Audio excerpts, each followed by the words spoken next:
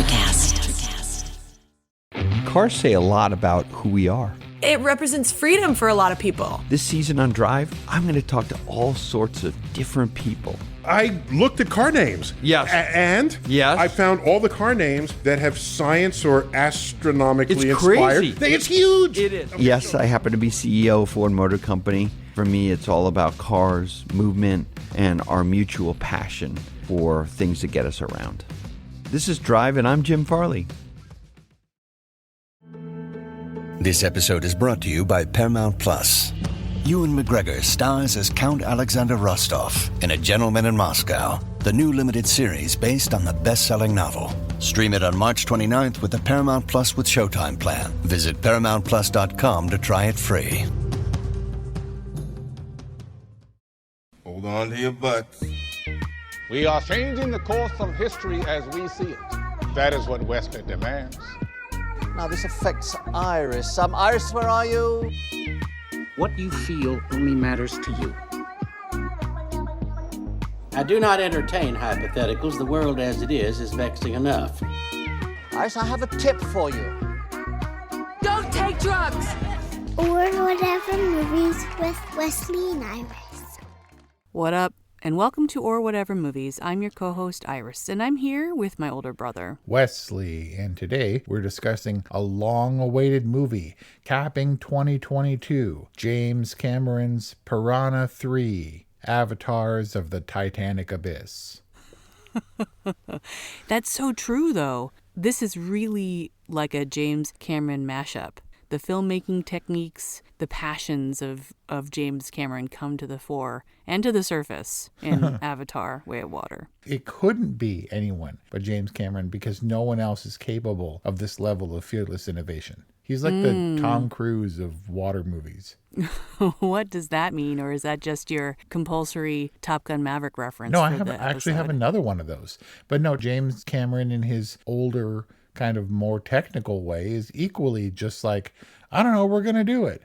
And he'll like do stuff that's never been done before. And they're like, is it going to work? And he's like, I don't know, but we'll keep doing it until we get to like the part that doesn't work. And then we'll focus on the part that doesn't work and make it work. Yep. So Avatar, at the time of this episode's recording, 5 days into its theatrical release, $441 million in global box office. Is that it? Global box office. Is that it? Well, look. You know, I do think that they were tracking for like 525, which maybe in the total 7-day opening week they might still reach. But 441 million in one basically weekend? Yeah. That's insane. No, I did hear that it was on track to earn just below expectations.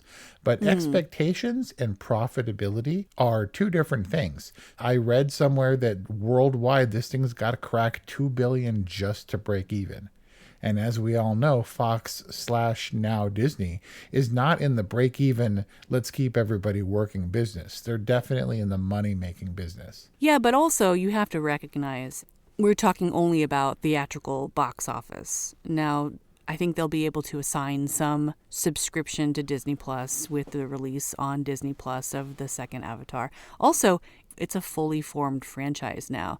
I spent a whole day at Disney World's Animal Kingdom / Pandora, and Paloma bought her Banshee magnet, and Bean bought her baby, I don't even know what blue animal it is, Stuffy. And we had popping boba Avatar-themed drinks, and we went on Avatar-themed rides. We rode the Banshee ride. It was kind of ironically, it was a 3.5-hour wait. So it's like you could have watched the whole Avatar while in line to ride this 3-minute ride. Which they should do. Play it in the queue. And it's a whole immersive franchise now that's going to be raking it in for years to come. Did you actually revisit Avatar in full before Avatar: Way of Water? So we went to Pandora at Disney's Animal Kingdom. We came back, we watched the original Avatar with Paloma, and then Brian and I went to go see Way of Water. I'm just saying, like, we kind of knew what this was going to be. And when I heard that the second Avatar was water themed, I was like, well, obviously James Cameron. But it was kind of a pivot because we were in Pandora proper. And as much as we set up everybody again, Quaritch and Kiri or Grace, Sigourney Weaver's character, none of the Na'vi stuff was kind of revisited. What happened after the home tree debacle, right? Do the Sky people still care about the unobtainium?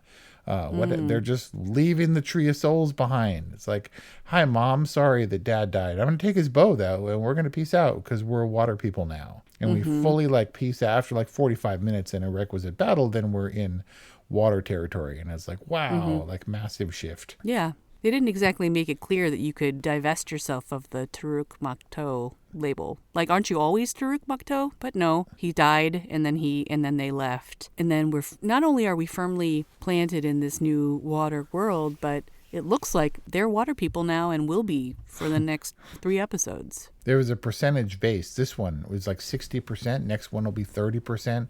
Subsequent one will be 15%. So we're going to get less water heavy, but definitely it was a prevalent theme in this one. I do feel like the drastic turns in this movie were a little bit blink and you miss it. Because I was like, wait, so he's Turok Makto, and then who died? Did the creature die, thus relieving the Makto of his burden or whatever, or of his title? Are you talking about the dragon itself? What happened? Because he was back on his little banshee when they left. Come on, it's an Ikran. Have some respect. You sound like Paloma. She always corrects me. She's like, it's Ikran, Mom. It's kind of strange. You see Zoe Saldana talking in interviews. She'll lapse into what seems like a respectful Na'vi accent when she's talking about these things. She talks about the Ikran and Neytiri and all this stuff. And it's not real. It's not real. You can say Neytiri or whatever. And she puts the glottal stop in Na'vi. That is not necessary because it's not real, but there's a deep respect for the world, I guess. Yeah, no, this is serious business. I learned also that the costumes are all drawn from Indigenous peoples' research, and that each costume is handcrafted and extremely detailed front and back and worn by each of the actors in their motion capture performances. Man. Those aren't just CG. Those are all physical wardrobe pieces that they can interact with, and this stuff they take this seriously. Yeah, because there's no precedent. There's no warehouse that has, you're going to make an Avatar movie? We got a warehouse full of stuff. They have to create all this stuff from scratch. And yes, it's good and bad, because I remember Avatar drew a lot of criticism for being very similar in a lot of respects to Dances with Wolves. And the foreignness, the alienness of the Na'vi people, particularly of the Water Clan, whose name I don't recall, but were very clearly based, as the original Na'vi that we saw in the original Avatar were Native Americans, indigenous peoples based.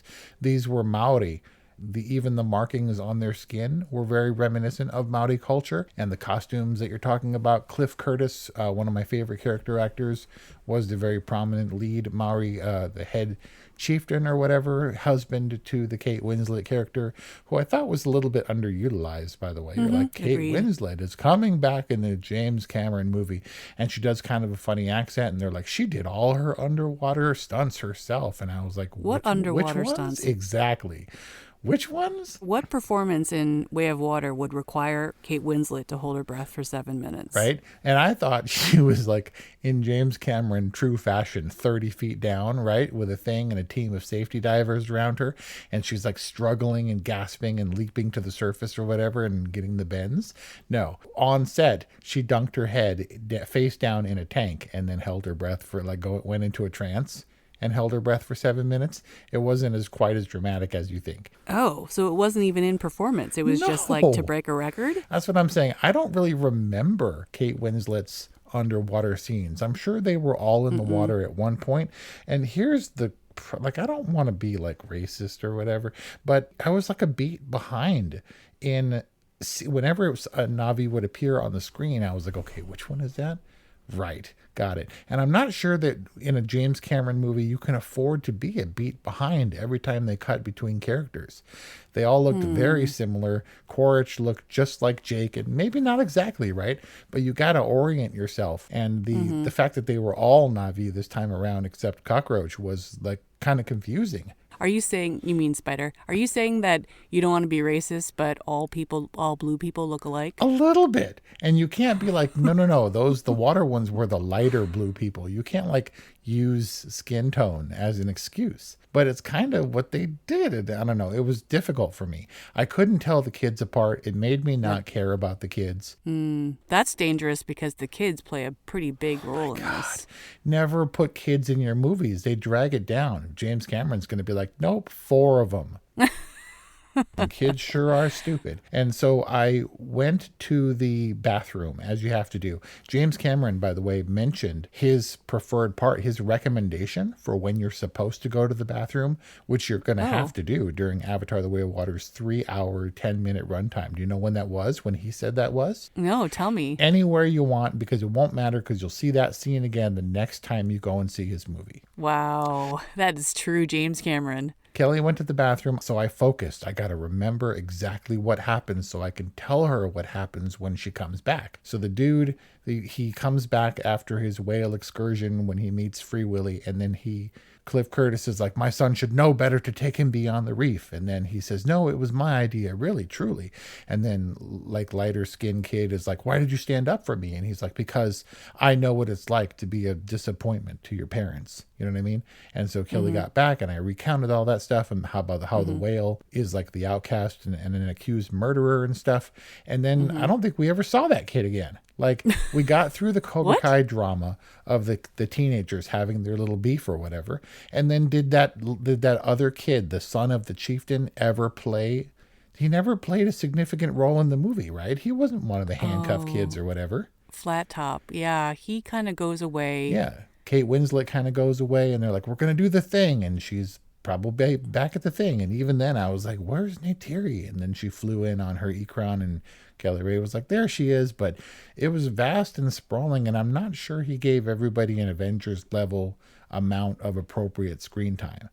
They're like, why is it 3 hours, 10 minutes? And he said, because this is much more family based. It's much more character development and there's a larger cast. And I'm not sure in this case that was a good thing. So James Cameron did need to be a bit discerning, and the movie got, in my opinion, much more focused after the whale attack on the fishing boat. And that's when it really becomes centered around the Sully family again, which it was no surprise to me that was going to happen because the theme of Sullys stick together was established pretty early on. But once the kids get cuffed, the whale attacks, which was awesome. It becomes a little redundant with the cuffing and the going back on the ship and the leaving of the ship and the going back on the ship and and then the ship sinking. But I think the movie achieved some much needed focus there at the end. Yeah, you know how there's audience interactions and stuff, and you can tell there were two audible audience reactions that I could tell when they showed the green screen ahead of a trailer. Like this trailer is approved for all audiences, and it was in 3D. And the second one was when Kiri was like, "I got tied up again." And people went, ah. And I was like, right, but that's kind of a way to explain. How many times was he like, you come on your own, Jake Sully, or your kids Oh my die? goodness. It did it like 3 times. And he did that 3 times. And also, how many times did he give the kids the reprimand? Right? It was like Jake Sully was just a long-suffering disciplinarian dad. Right? That's what it's like to be a dad. 6 or 7 times. And you can't be the Quaritch style dad where you just like cast off your kid and then like handcuff the kids to the rail so they don't cause trouble. But he handcuffed him, and then Jake Sully was supposed to come on his own or the kids die. And then they was like, attack after the whale or whatever. And at that point it was clear Jake wasn't going to play ball. So you immediately kill the kids. Right? He didn't. He went off to fight, and the kids were like left alone to be rescued. And they're like, you're here, you saved us, or whatever. It was very weird. And then they were caught and handcuffed again. It's like, I don't know what to do because I got to go work on this fight scene now or whatever. What happened to the kids? I don't know. They're still handcuffed. Again? Okay, we'll put in a line about the fact that they're handcuffed again and how whack that is. Yeah, if we're just self-aware about it, then it somehow excuses it. Yep. Similarly, the Kiri line got the same reaction. And then there was also the gasp at the very beginning when in the first shot there's like some Pandora like vine all hanging out 3D style. Yeah, it was like right in the foreground, immediate foreground as we're panning through Pandora. Exactly. And everyone was like, You know, a strange thing happened in the sort of, I mean, because look, undoubtedly it was gorgeous. And you watch the credits and there's the sea creatures floating around like Finding Nemo style. And they were all fake, but in a way, like I felt like I landed in Pandora and squarely felt at home. I wasn't like, this magical new realm, because the first time it was, and you're like, wow, bioluminescence and all the crazy creatures and the sounds, and at nighttime everything is glowing and stuff. Pandora looks nothing like Earth. But in a way, this side of Pandora, the watery part, looks kind of like the water. It looks like Earth. And there were some modifications to the marine life and the marine foliage or whatever. But in a way, it was like Soul. Remember when I said Soul, like they made such advancements in the photorealism of environments specifically that it almost didn't try. Like I forgot to be impressed because it looked real. Mm-hmm. Like I was underwater and I was like, I had to remind myself that whale thing is not a real whale thing. It's got too many dorsal fins and junk. And the creatures, I had to remind myself that is a visual achievement that completely, like, I've become so accustomed to that I forgot to be impressed. And it sounds like this is a good thing because you weren't out of it and thinking about the fact that these things weren't real. It was and it wasn't. Kind of the only scene in this movie that had the creatures versus the humans in practical boats launching off of practical military ships or whatever, right? And and then I was like, oh, I can see the scale and stuff. Hey, it's Kaylee Cuoco for Priceline. Ready to go to your happy place for a happy price? Well, why didn't you say so? Just download the Priceline app right now and save up to 60% on hotels. So whether it's Cousin Kevin's Kazoo Concert in Kansas City, go Kevin, or Becky's Bachelorette Bash in Bermuda, you never have to miss a trip ever again. So download the Priceline app today. Your savings are waiting. Go to your happy place for a happy price. Go to your happy price, Priceline. Life is hard, but finding a really great podcast makes the days go by so much easier. Hi, my name is Blue Telusma. I'm a writer, an emotional intelligence coach, and the host of Humanize with Blue Telusma, a podcast where we believe that when you humanize everyone in the room, a great conversation is almost guaranteed. Join us every week here on Electricast as me and my guest co-hosts unpack big topics and interview even bigger personalities with a sense of humor and a dash of mischief. If you're looking for a new best friend in your head, we've got you covered. Electricast. Yeah, and so we'd seen James Cameron sink a ship. We've seen humans operate the mechs in both Aliens and in Avatar. But I thought that the crab mechs were pretty cool. Oh, it was the best. It was my favorite part. The Crabageddons, they were very much like the Abyss, and they were the little cockpit, and they had the little appendages and stuff. But they were like Pinocchio-level spidery and very scary. Very cool. Very cool. Very important that we have some familiar things that are built upon and made look cool. And I think that was one of Avatar's real strengths. Did you feel like the new Fountain of Youth serum thing was just a retread of Unobtainium? Absolutely. Or did you feel like it moved it forward? It was the basis for the commercialization or whatever of the plundering of Pandora, just in the sea sense. They only focused on it once. We never cared or saw it again. It was justification for those dudes to be on board where Quaritch commandeered their ships and some of their equipment or whatever.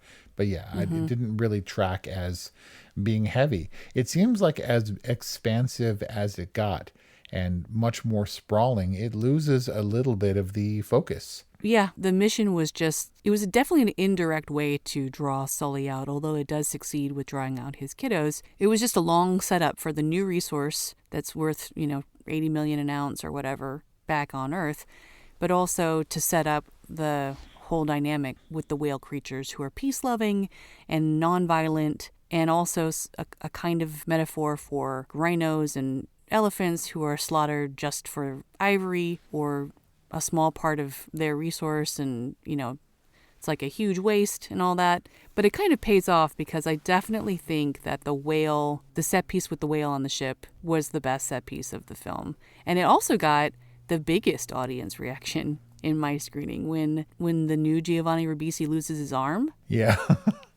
Oh my gosh, everyone went crazy. And it was like so gruesome. This arm like flinging through the air and then falling into the water, and everyone was cheering and clapping. And I was like, ooh, really? Like, why are we cheering about this? And then Brian, I'm not sure if you caught this, but then Brian clarified for me, it was an arm for an arm. Arm for an arm.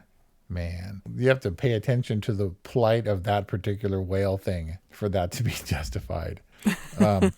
Dead silence in my audience. Really? Okay. Were you able to take Spider seriously? No. He looked silly. He definitely looked like he smelled bad. And he was like, I identify as Na'vi. And so he like would paint his body and stuff. He was silly, but he definitely was like the kid of a military guy, all whatever, all acting out. All rebellious. Hippie dreadlocks and stuff. It was very hard to take him because he's so bitty and so scrawny. I was so distracted by those upper thighs. I thought he had a pretty convincing performance, considering he probably felt ridiculous the entire time. I'm sure. But he is the most important character in the movie. Tell me. Inexplicably, Cockroach saves his dad, and the Sullys think that Quaritch is dead again, and he saved him and put him and then hissed at him and ran away and left him to his own devices. Like, there's no tracking of him or his Ikron or whatever. Don't know what he's going to do. His entire force is decimated, but you can be sure, like James Cameron, that Quaritch is going to come back bigger and stronger and will be relentless in besieging the Sully clan. Why would he save him? That kid is the entire reason that Avatars 3, 4, and 5 exist. Yeah. And I think that Spider was supposed to represent the goodness of the human heart and its ability to extend that kind of mercy. So I think that was important for there to be a human that wasn't completely despicable, even if that human hisses and then scampers away back to his Na'vi life. Right? And he exercises forgiveness when his stepmom cut him all up and he's like, oh, I'm going to come back and be with you now, a son for a son. I was so relieved, though, when Neytiri went all mama bear. Yep. Because she seemed awfully submissive to Jake Sully throughout the film. Very motherly, not in a weak kind of a way, but she did a lot of ugly crying before she threw down. Yeah, she did in the first one, too. But then she goes all Legolas and kills everybody. It was awesome. Everybody. She goes bonkers. And it's awesome. It's awesome to see her in action. It's a reminder that they don't exactly play by the rules, and they might have some more feral presentations in their pursuit of their own kind of love and belonging. It feels like it's appropriate, like it should be that way, because we're differentiating them from just blue people. They're not blue people, they're a whole race. That's true, which, Spider was always there for that size reference and comparison. I mean, you think that he looks scrawny, but have you seen pictures of this actor? He's not a small dude. He's a kid. They're all kids. There's so many kids in this movie. How is he a kid and he didn't age over like 4 or 5 years of filming? I don't know, but I do know that for the subsequent movies, they front-loaded the kid scenes because some of those kids they're gonna age out. Because we're not looking at Avatar 5 until like 2029. Yeah, that's insane. That's a lot of avatars. So will you continue to show up? Will I? I mean, I suppose I'm on board. I have to be on board for sequels of stuff that I love. I'm going to be first in line for Indiana Jones. James Cameron, not necessarily one for sequels. This is, in fact, his first sequel in over 30 years. Well, tell me how you do Titanic 2. Right. There is another Titanic. Did you know there's a Titanic 2? No, should we review it? No. My understanding is it's a recreation of the Titanic as it was, and a madman who's like obsessed with the Titanic tries to sabotage the ship in the same way that the original was. So it's like an action kind of scary slasher movie type. It's like the better version of Cruise Control? Speed 2 like Cruise that. Control? But Avatar: The Way of Water, this is like Avatar Cruise Control. Speaking of cruise, you need to give me the second Maverick comparison for Avatar. So let's see. What was it? And what did you think about that segue? Pretty cheesy. The second comparison to Top Gun Maverick is that this is the first underwater mocap movie. They refused to do, they cited Aquaman as a comparison where they called it dry for wet, like day for night. Right? They would change it. So Aquaman is suspended by wires and they have a fan blowing his hair and it sure looks like he's underwater. Nope. Everybody was underwater in Abyss-style tanks wearing, as you said, mocap suits and actual costumes underwater. And as such, you're kind of alone. Like, you can't have PAs and junk on the set and Starbucks when you're in a James Cameron style tank. So like Top Gun Maverick, this one, some of the actors had to turn on their own equipment. And when they're down there, they're responsible for their stuff, kind of like the pilots that went up in Top Gun. They would turn on their cameras, adjust their makeup, adjust, certain things. And sometimes the director had no idea what footage they were getting on these like self-sustaining rigs or these kind of self-activated rigs until they came back. So the kids and all the actors, they were like manipulating their own equipment. And in that way, just the opposite. Top Gun, you go up, and Avatar, The Way of Water, you go down. And if it was just Avatar Way of Water and Top Gun Maverick head to head at the Academy Awards this year, how would you vote? Well, Top Gun, I was never a fan of. I mean, it was fine, sure.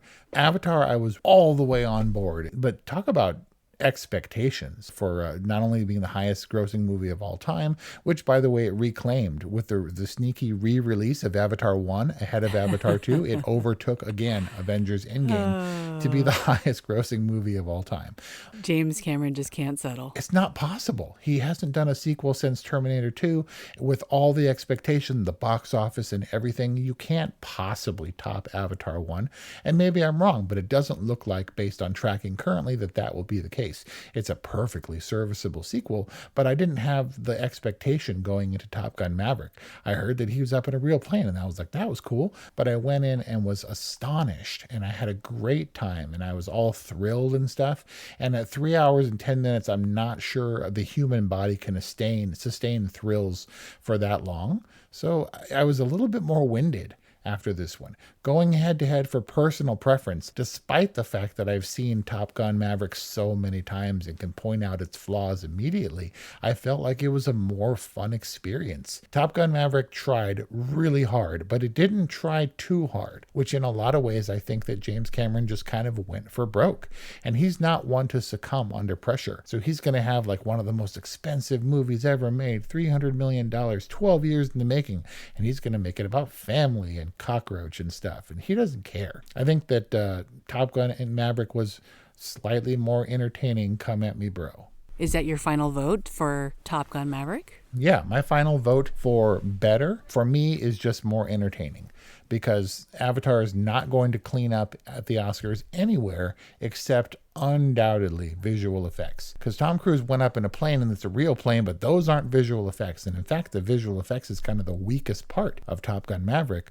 But man, did James Cameron do some immersive water type CGI that made it stunning or whatever. Great to watch. They're definitely visual spectacle driven. But in terms of like building on the lore and the world of a sequel, like we're very firmly in the same world with Top Gun Maverick, and it really advanced the story into timeline-wise.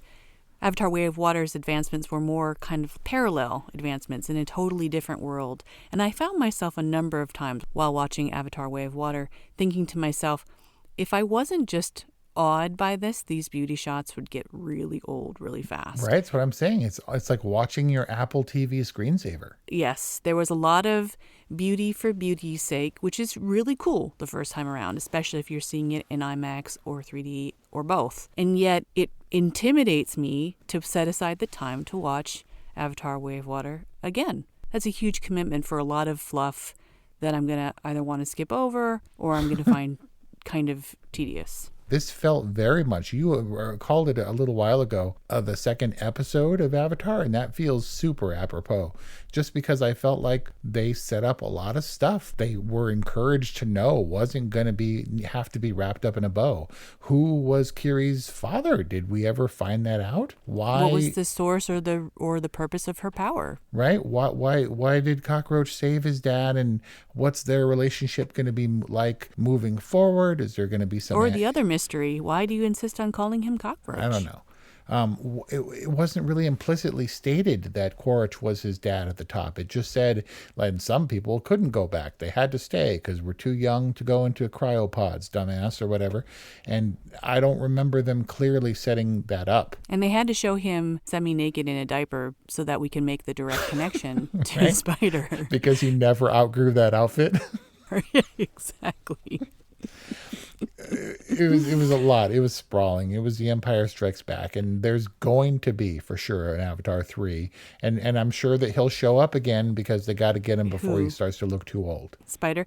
But I think safe to say a technical achievement, maybe even an achievement or an advancement of how we approach franchises, doubling down on the world building, a serviceable story, some really spectacular set pieces, and an amalgamation of all of the passions and strengths of James Cameron, who we've exhaustively covered here at Or Whatever Movies, including our James Cameron month this past July leading up to the release of Avatar: Way of Water. And so the moment of truth has come. What is your final rating of Avatar: Way of Water? We've seen Pandora, we've seen Avatar, and I know what it is. Great, it's all family and stuff, but I was definitely looking for the technical achievement. I can't imagine what it was like to film a movie of that scale underwater. It just seems so complicated and vast in a way that only James Cameron can do, but that only goes so far. I was looking for the memorable moment, the unforgettable moment in The Way of Water. And while the Titanic level fighting on the deck of the burning ship video game style action sequence at the end was definitely impressive, and I'm not sure how memorable it was. What was the great fantastic moment, like the first riding of the Ikran in the first one, or the felling of Home Tree? I don't know. I was happy with the visual spectacle. I do think this needs to be seen in the theater. Who knows how it will bear repeat viewing? So for that reason, is it the greatest movie I've ever seen? No, but it maybe looks the coolest on screen, at least for the first viewing, or at least as immersive. So I'm going to give Avatar: The Way of Water a solid all right rating, if for nothing else, technical achievement. I think you're being a little stingy. Does this movie have to be seen? Yeah. And everyone is going to see this movie, whether within the next week or the next month or the next year or on Disney Plus. Everyone is going to see this movie. And so there you have it, an all right from Wes, a good from Iris. And that is our discussion on James Cameron's Avatar: Way of Water. Let us know what you think. 818-835-0473 or whatever movies at gmail.com. We're wishing you a great 2023. Thank you for listening, and we'll see you next time. Introducing the Deep Leadership Podcast. Leadership is a people business. That's the philosophy of your podcast host, John Rennie. As a former submarine officer who spent 22 years leading businesses in corporate America before starting his own manufacturing business, he knows that leadership matters. Deep Leadership is real-world, actionable leadership advice from John and his expert guests. Become a leader worth following. Subscribe today. Electricast. Hi, I'm Mark. And I'm Peter. We're the founders of Electricast Media, bringing you great podcasts like Nightmare Road Stories, Tech Talk Revolution, and Bodacious Minds. Electricast networks include Ruby for female empowerment, the Best Business Network, and GPN for geopolitics. We built this company to create community and amplify diverse voices, and we really appreciate your support. So, keep listening to Electricast podcasts and hear the culture. Electricast.